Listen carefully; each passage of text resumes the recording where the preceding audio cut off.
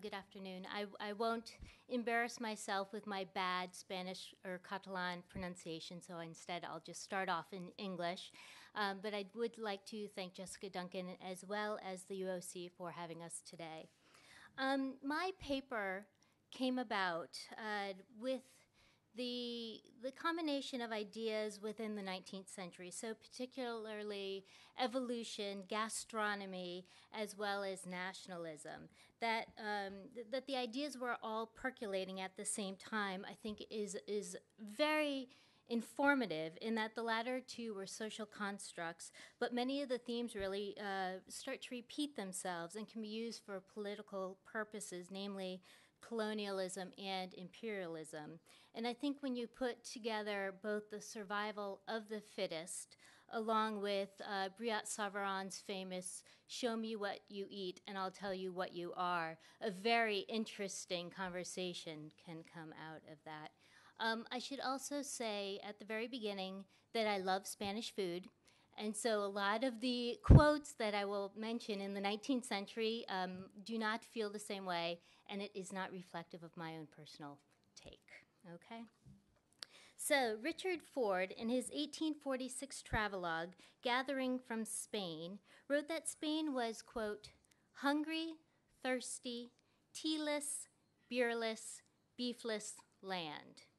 With such pithy statements, one might assume that Ford's entire text is filled with such imperialist notions.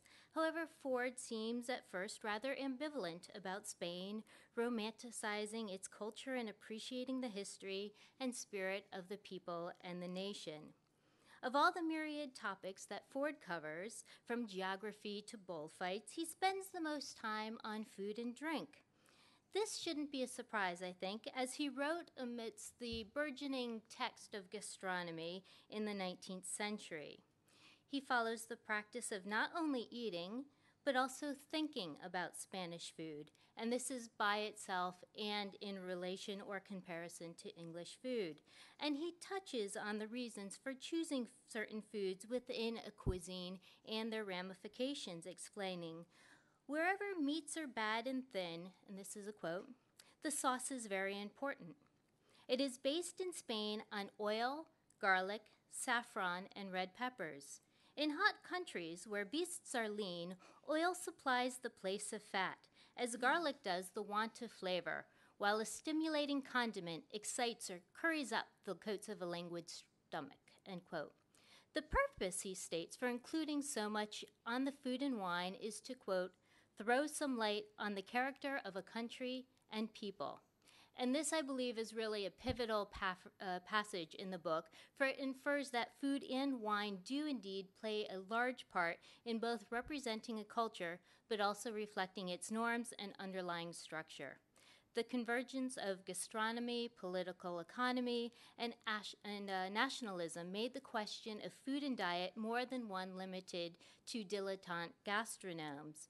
Food signified the realization and potential of individuals and the collective body. In France and England, this meant, of course, a restorative broth, the restaurant or restorative, or a hearty solid beef, roast beef, built on the cultural history of well-skilled chefs in France and efficient farming and manufacturing in England. A democratic restorative and progress had taken hold in these two countries, allowing them to prosper with full bellies.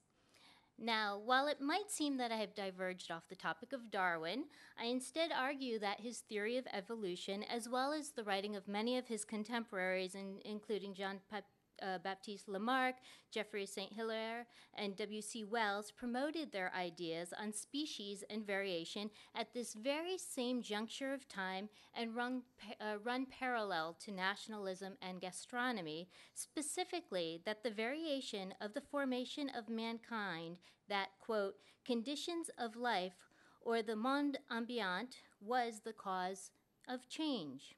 While Darwin diverged from this latter quote and argued that species were no longer adopting modification, the important shared contention is that one's surroundings, including diet, could be a direct influence on the variation of species, so the variation of man. The same ideas were promoted by many who wrote on food and culture as they distilled the ideas of national cuisine and national character together as a determining role in a sort of overarching hierarchical narrative in society. Sociologist Stephen Manell, in his compelling book, All Manners of Food, looked at the structural changes that compelled cuisine to develop differently in both England and France. And although both countries shared a very similar cuisine in the Middle Ages, by the 19th century, they were radically different, or distinctly different. English cookery book authors, including Hannah Glass, Elizabeth Moxham, and Eliza Smith, promoted their hearty roast beef as the most honest and solid food to be consumed. Of one multi-course meal served by Lord Chesterfield, one wrote in 1835 in an issue of the Quarterly Review that it was the English dishes that, quote, relieved the French dishes in this dinner, and what a breadth, depth, solidity, and dignity they add to it. So it really was the English dishes that were the best and the most honest, as Professor Glick was saying. And compared to these, to the new cuisine of Carême in Paris, with delicate sauces and an emphasis on luxury goods, you really have two distinct models happening.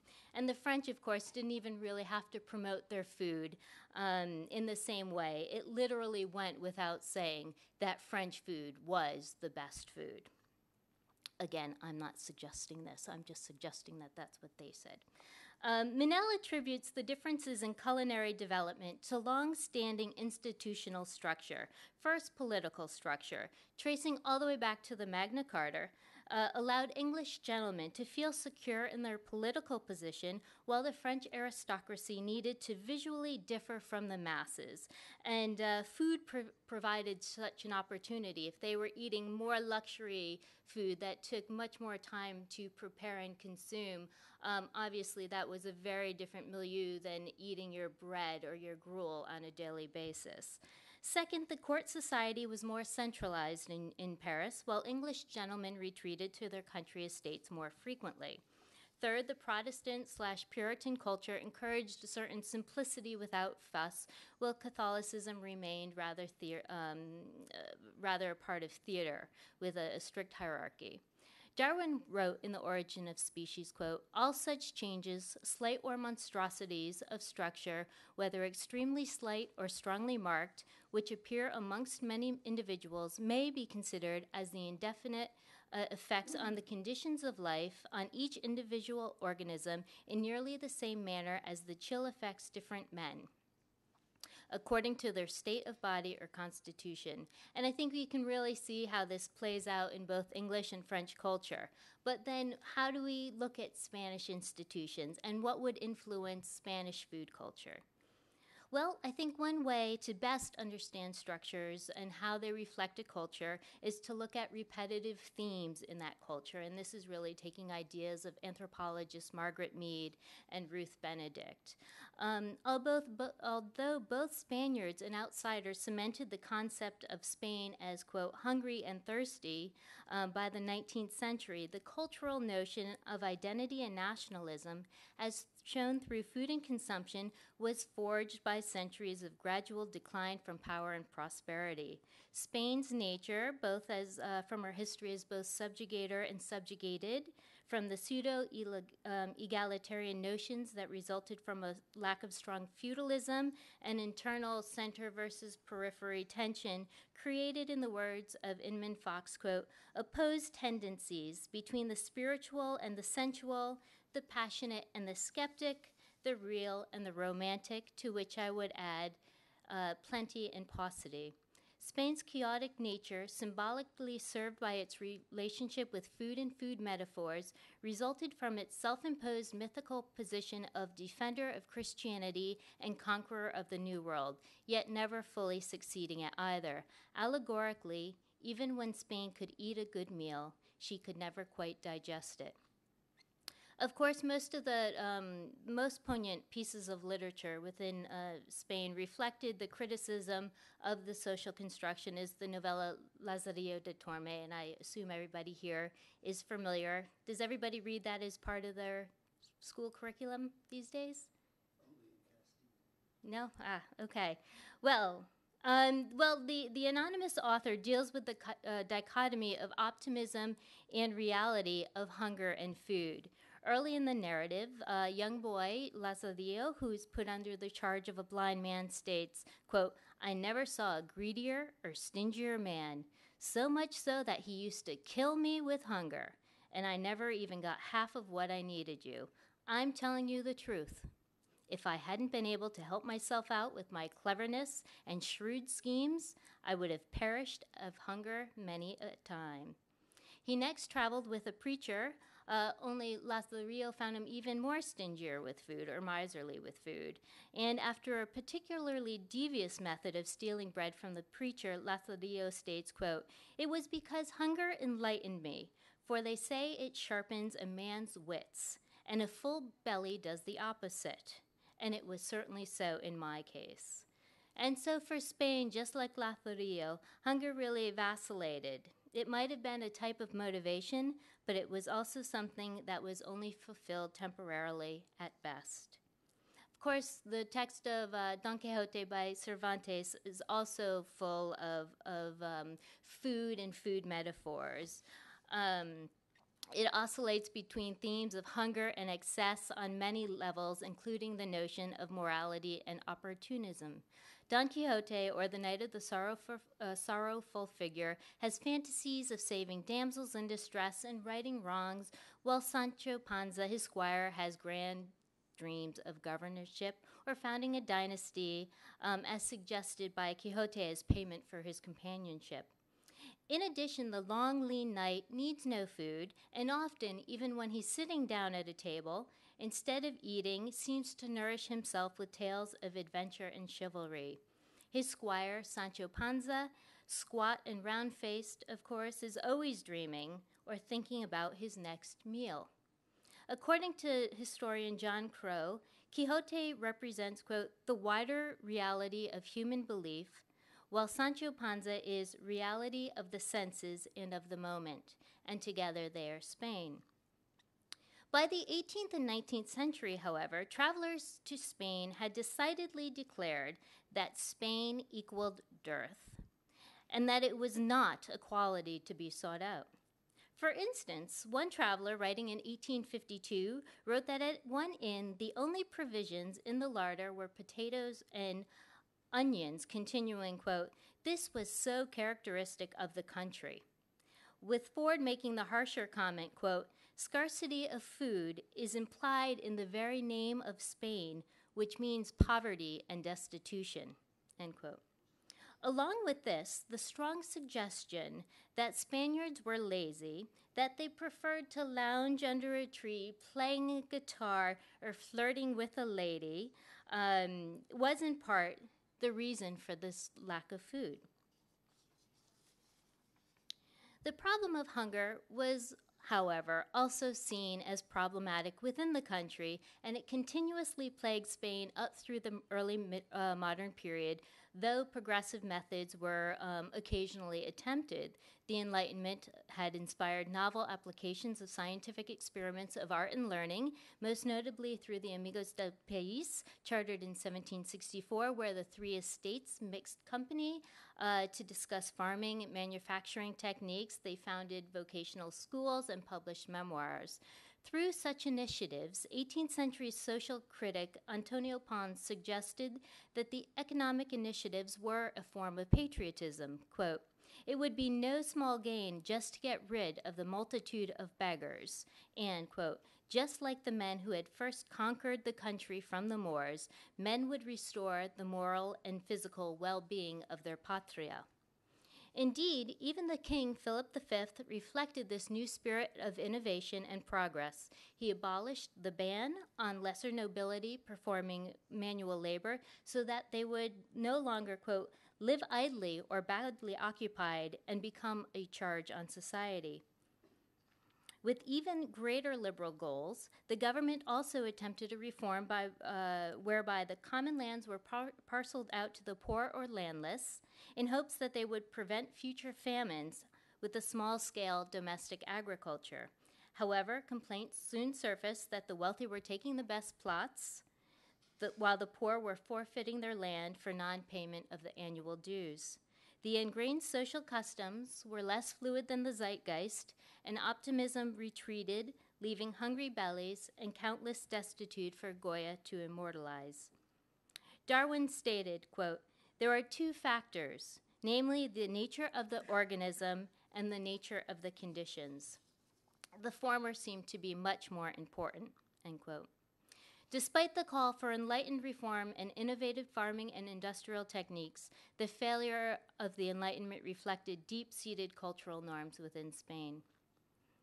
Religion was the second structural consideration that Manel looked to in order to really understand culinary differences between France and England. Again, Spain's history was very different from both countries. The legacy of the Arabs in Spain and the Catholic king and queen as the defenders of Christianity left Europe left Spain in a unique position, one of a cultural appropriation on an intimate level, the adoption of foodways while also needing to expunge the infidel. Indeed, the role of food played heavily as a social identifier from the late 15th century onward, from authorities looking for smoke coming out of chimneys on Friday night, so to show that you weren't practicing Shabbat, to the eating of pork to show that neither one was a Jew nor a Muslim. Remnants of these ideas carried through the 19th century, as Forrest noted, quote, "It was the whole duty of a good pig to get as fat as soon as he can, and then die for the good of the country." In fact, Ford argued, quote, "The Spaniard's proudest boast is that his blood is pure and he is not descended from pork-eschewing Jew or Moor, a fact which the pig genus would deeply deplore. The Spaniard doubtless has been so great a consumer of pig, from grounds religious as well as gastronomic. The eating or not became a test of orthodoxy as well as one of correct faith, as well as for good taste."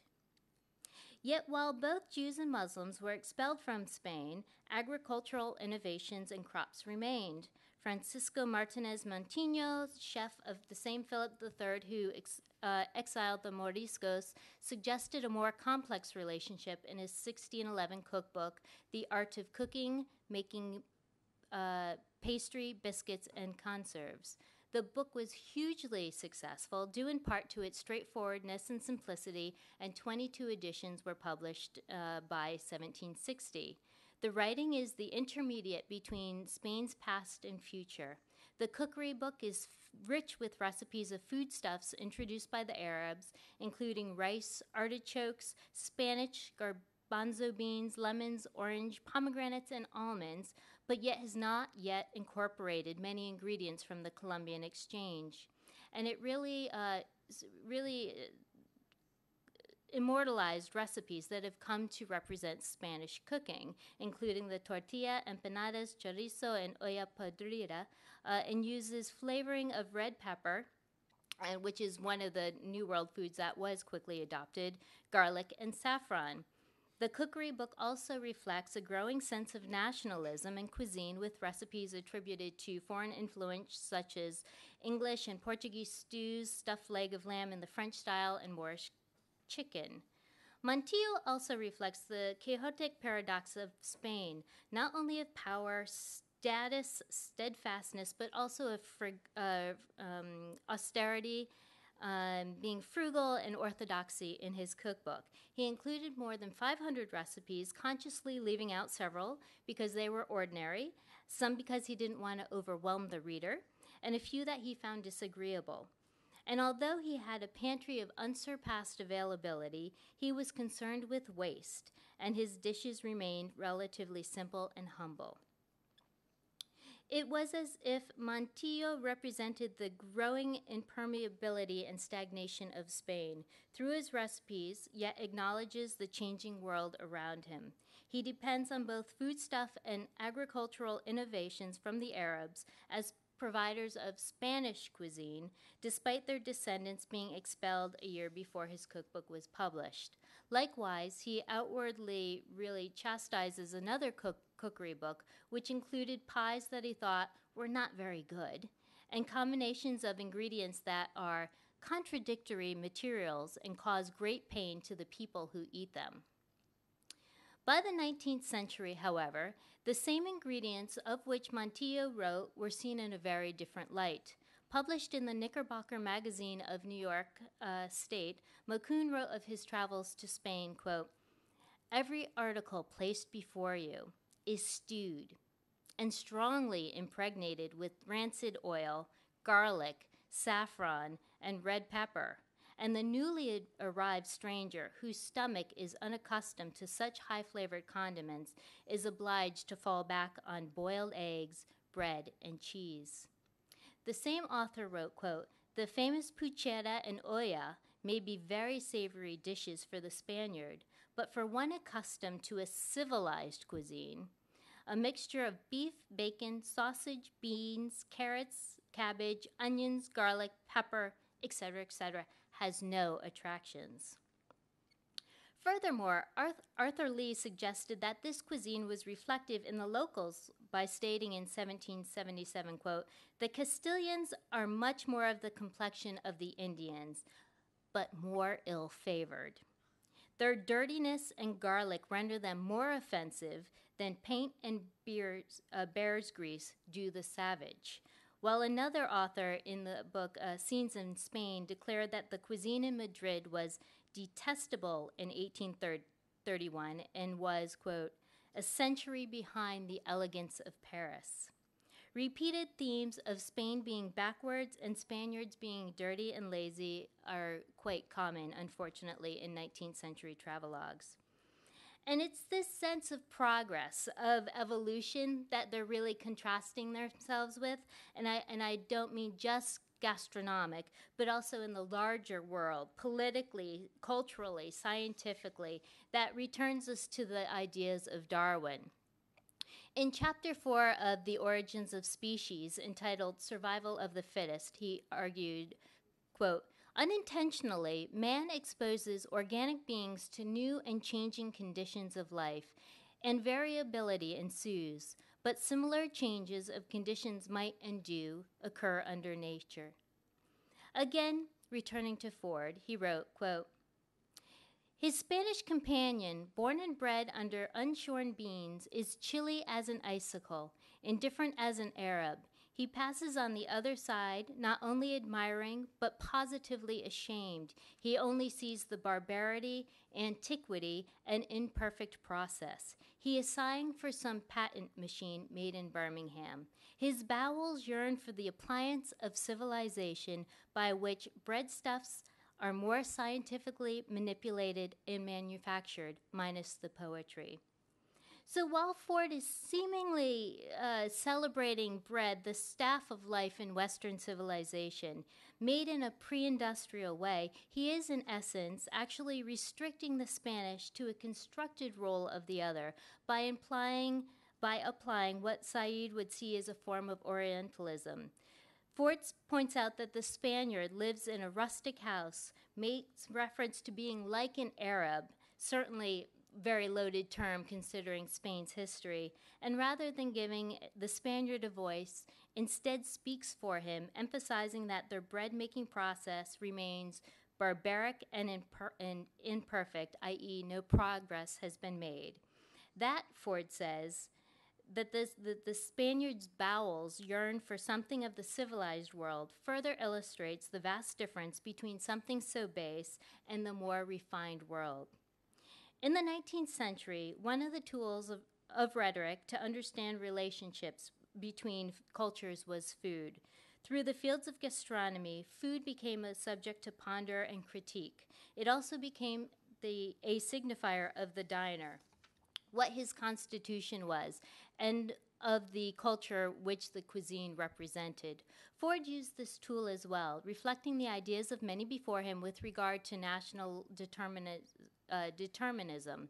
To quote him one more time, quote, "The destinies of nations depend on the manner of their nourishment." By the end of the book, Ford suggests that an agricultural peasant society, noble yet hungry, best fits Spain. It is a country whereby gazpacho best sustains the natives, quote, "whose souls are more parched and dried up, and whose few good cooks must be able to make something out of nothing." In Darwin's chapter on instinct, he wrote, quote, "Hence we can conclude that under domestication, instinct has been acquired, and natural instincts have been lost partly by habit and partly by man selecting and accumulating during successive generations peculiar mental habits and actions." Travelers in the 19th century applied these same sentiments in an early, almost ethnographic manner. They often used food as a way to, quote, "shed light on a people and a culture," blending ideas from natural scientists, gastronomy, and nationalism. Unfortunately, while these ideas were often not benign, they do reflect the political uses that food and how such views on food can help understand the relationship between people and cultures today. Hopefully, we ourselves have evolved from judging food and people in a hierarchical manner. Thank you.